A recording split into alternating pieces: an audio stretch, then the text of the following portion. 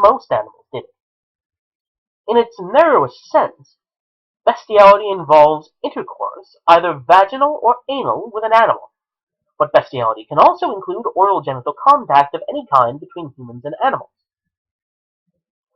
Alright, there's not much to go into here.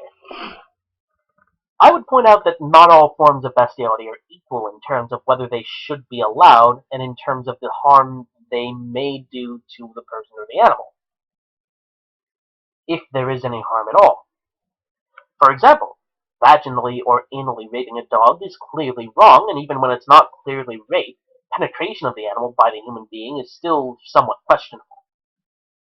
But there are more benign examples as well, like masturbation of the animal, or allowing the animal to penetrate the human being. The essay continues. The animals who people have access to are the animals who will be sexually used. Cats, dogs, sheep, cows, hens, rabbits, goats, ducks, horses, bulls, and fishes. Proximity allows for sexual access. This is the primary reason gorillas, chimpanzees, and others are not prevalent sex objects. They are not animals to whom humans have regular access. Many forms of sexual contact between humans and animals are physically destructive to the animals.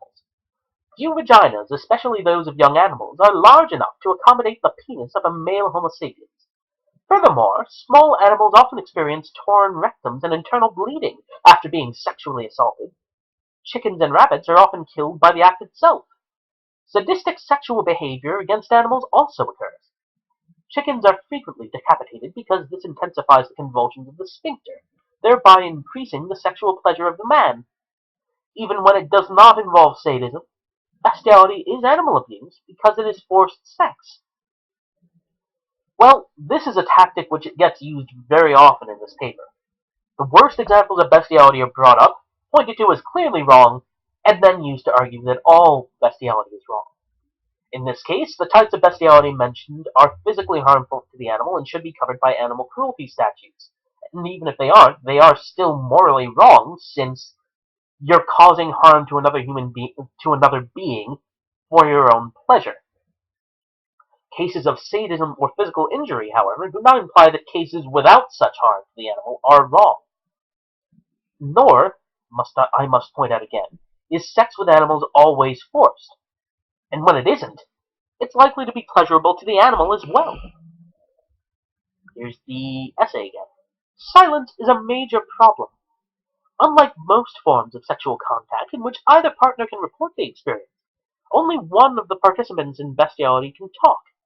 And because of the stigma surrounding bestiality, that party usually remains silent. Since bestiality is most often something that occurs in private, no one need ever learn about it. So we do not know how widespread it is. I will admit that this is the best argument against bestiality. Its privacy allows the potential for abuse, since the animal cannot report the experience. But this is true with every interaction with other species, not to mention interactions with children below the age of, say, 5, or even higher, due to social pressures. But the potential for abuse is not the same thing as abuse itself. Non-abusive practices can be used even when interacting with beings that can't speak for themselves. This might seem like an argument that cuts just as strongly in favor of pedophilia as zoophilia at first, but as we'll see later, there are other ways the two differ, so that bestiality is alright, while sex with children generally is not. Several attempts have been made to uncover an accurate rate of human attempts to have forced sex with animals.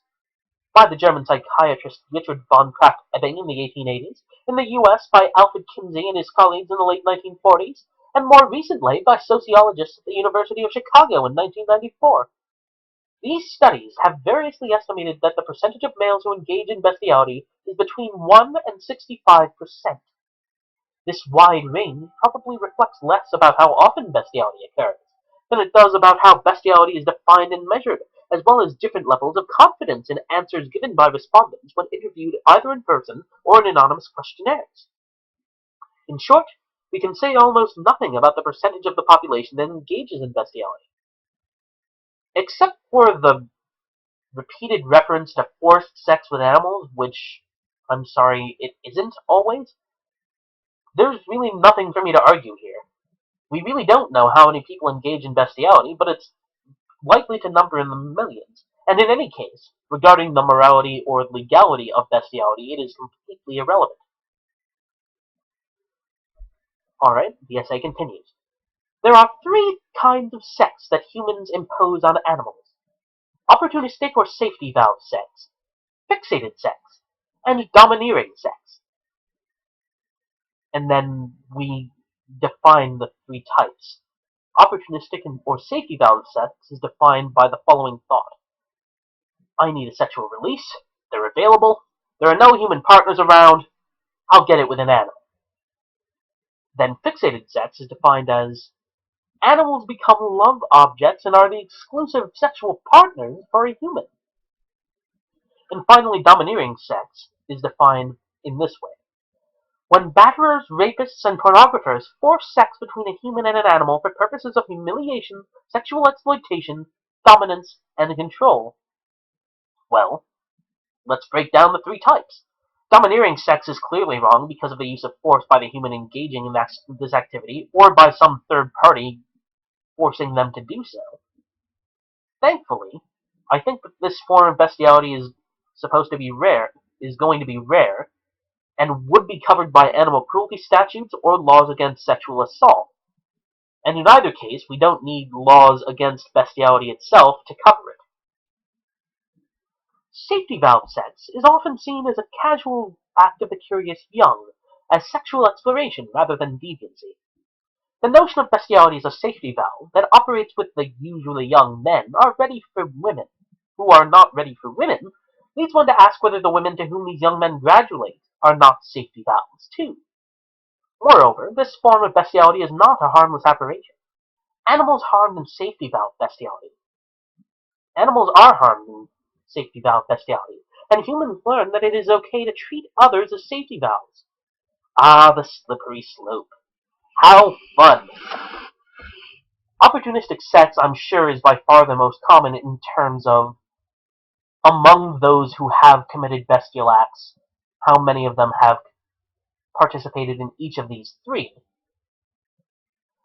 And I'm sure it's often done without regard to the animal's consent, although in the stereotypical cases, when it's completely opportunistic and it's, young men out in the farmlands screwing around with the livestock, how they can be said to be forcing the animal into it is kind of difficult considering the size and strength of the animal.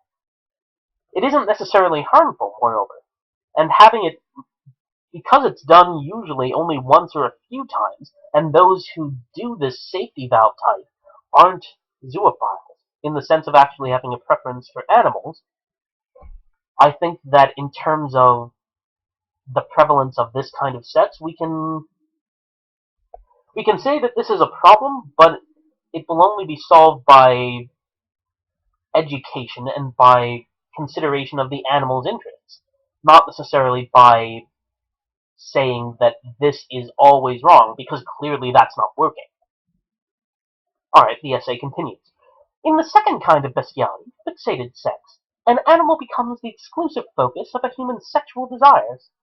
Although many medical terms have been applied to a fixation on sex with animals, those who engage in this type of sex prefer to be known as zoophiles, a word borrowed, ironically, from the animal protection community. The zoophiles' worldview is similar to the rapists and child sexual abusers. They all view the sex they have with their victims as consensual, and they believe it benefits their sexual partners as well as themselves.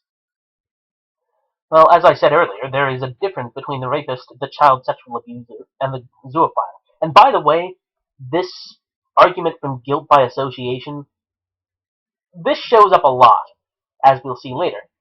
A rapist, in justifying his actions, has to ignore that the victim is forced or coerced into sexual activity. The abuser of children has to ignore the physical and psychological damage done to the child by the sexual act. Even when sexual activity with a minor is consensual, they will pay a social penalty for it, and will have strange psychological effects due to their early sexualization. What are the negative consequences of the zoophile's activities? And I'm talking about the real zoophile, the person that this essay calls fixated. Sure, there are cases when mistakes are made, but if a zoophile is making an effort to ensure that their activities are consensual, they won't do physical damage to the animal or themselves. And unlike children, the animals are typically sexually mature and understand as well as most people that what sex is and whether they want it. There is little danger of psychological or social problems either, since animals aren't terribly well developed in either area. They don't feel ashamed about sex, and they don't see it as necessarily procreating. So to say that the zoophile is just justifying his actions is to ignore the clear facts of the animal's participation in the act. The essay continues. Just as pedophiles differentiate between those who abuse children and those who love children, placing themselves, of course, in the latter group, zoophiles distinguish between animal sexual abusers, bestialists, and those who love animals, zoophiles. In each of these cases, the distinctions are only self-justifications. Again, there are clear differences between pedophilia and zoophilia, just as there are clear differences between the abuser and the zoophile, and that sexual urges are absent, or at least much more complicated and less justifiably interfered with in children than in adult animals. The distinction between bestiality and zoophilia is the distinction between a relationship of casual sex and a relationship of mutual love. It isn't merely a justification, it's a real difference between the two cases. The essay continues. Whatever the frequency of bestiality, it has its own news group on the internet, alt.sex.bestiality, which provides chilling examples of the bestialist world. One person described having sex with stray dogs and then dropping them off at animal shelters. Another reported episodes of bestiality that occurred while dog sitting for a friend. A third described having sex with his half-Percheron horse. All that these claims establish is that interspecies sex happens. Besides which, the source for these claims is no longer available, highlighting the age of this essay. It's about 20 years old, which leads me to wonder why petabuse.com still has it on their site. One can easily find other such claims online, and even better evidence that consensual sex between members of different species does happen. Videos of the act, for example, are available in which the animal and the person are both clearly enjoying themselves. I obviously won't go into where you can find those here due to the terms of service, but you can find them yourself if you are interested. The essay continues. One cannot talk very long about sex with animals without noticing the gender issues. Men are more likely to do it. Women are more likely to be depicted or to be forced into doing it. This type of bestiality, domineering sex, has long been used by batterers to degrade their partners. Battered women's shelters around the country receive reports from women who were forced to have sex with animals. One woman reported that her husband would tie her up and force her to have intercourse with their family dog. Then he would try to have intercourse with the dog while he forced the dog inside his wife. Forced sex with trained dogs was a form of torturing Jewish women in Nazi Germany. It was recently used against female political prisoners in Chile. Bestiality involving women occupies an entire genre in pornography. Once again, guilt by association and the special case of that, Godwin's Law.